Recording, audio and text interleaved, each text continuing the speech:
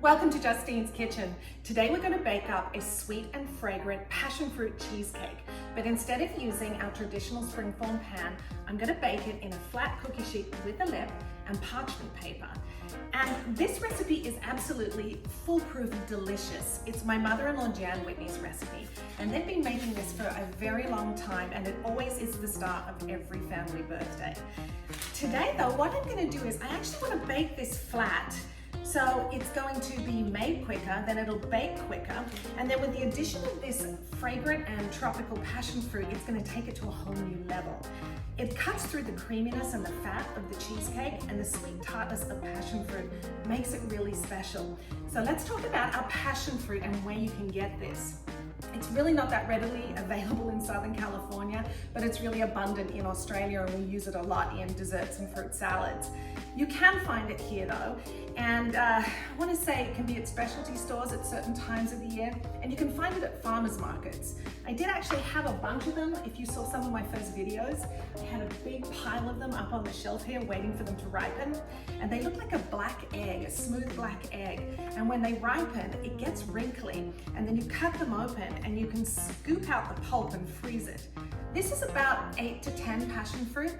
And when I did this, I scooped out all the pulp and froze it into 2 separate bags. So I'm using one of those bags today to put into the cheesecake.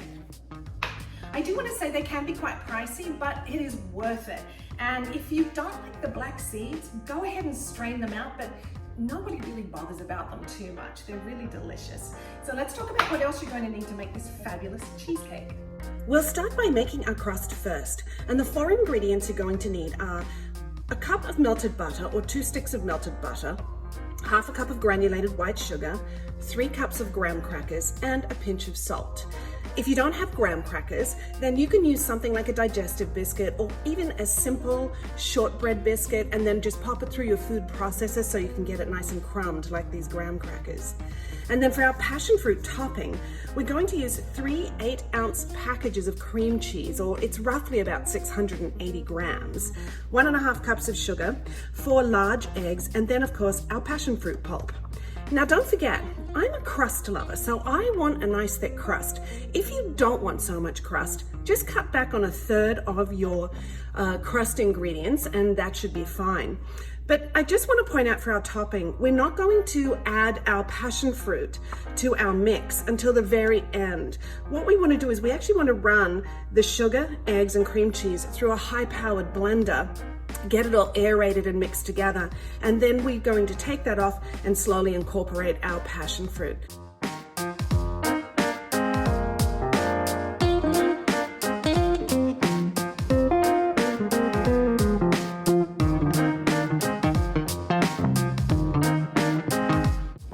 We have our crust ready and cooling in the fridge, and now we're going to make our topping. I'm doing mine in my high-powered blender because it blends and incorporates everything really nice, and it also aerates the cheesecake mixture. If you don't have one of these, you can go ahead and just use your Cuisinart, or you could even do it in a KitchenAid if you had that. So what I want to do is I actually want to put all the eggs in first. I'm going to do this step by step so you can see. I'm going to blend the eggs first, and then I'm going to add the sugar.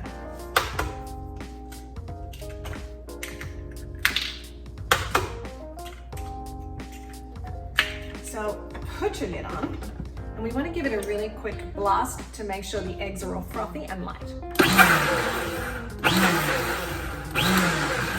Great. Now let's put in our sugar. Again, we want to take it and make sure that it is incorporated, because then it's going to make the cream cheese easier to blend in.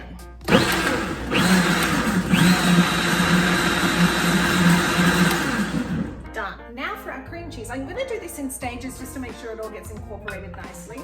And this has been sitting at room temperature, but it really doesn't have to be, because this blender is going to take care of the mixing and everything.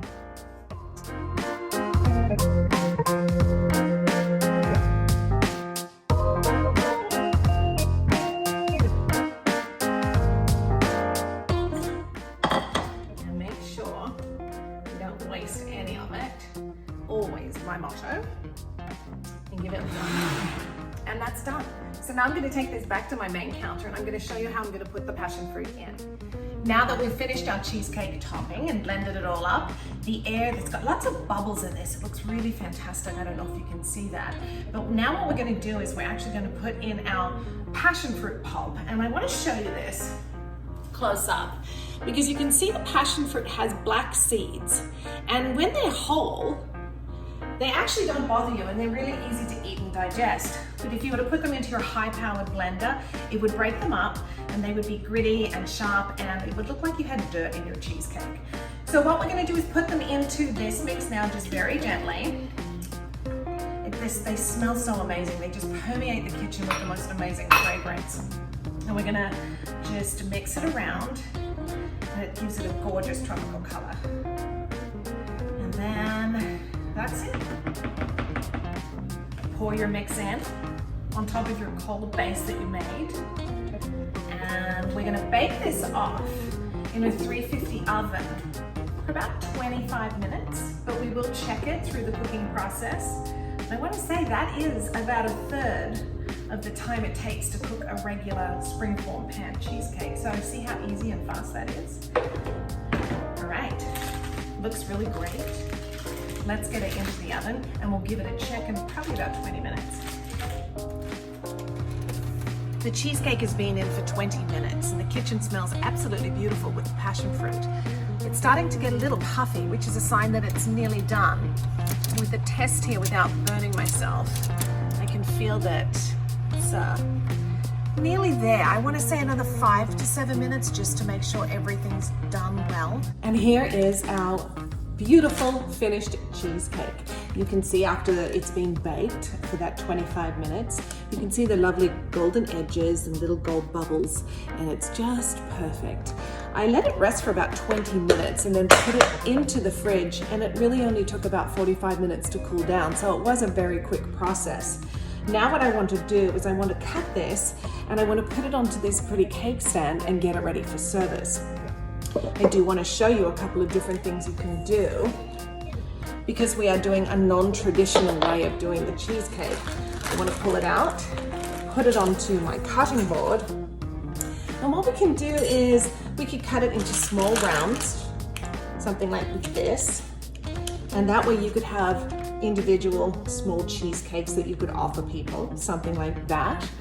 Or you could just cut it into squares, which is what I'm going to do, and I'm going to stack here onto my cake plate. So I'm going to get cutting now, and then I'll show you what it looks like once it's all plated up and ready for service.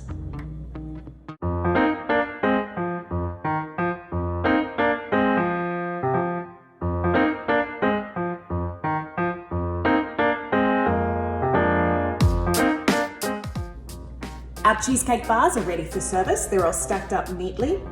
I'm just going to put some flowers around them and make them look a little pretty. And then these guys, I'm going to save these for some of my good mates that might pop over the long weekend. And these, I'm actually, I'm going to snack on those right now.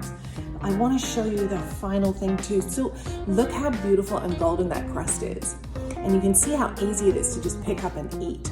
A really simple and fast way to make cheesecake. Okay.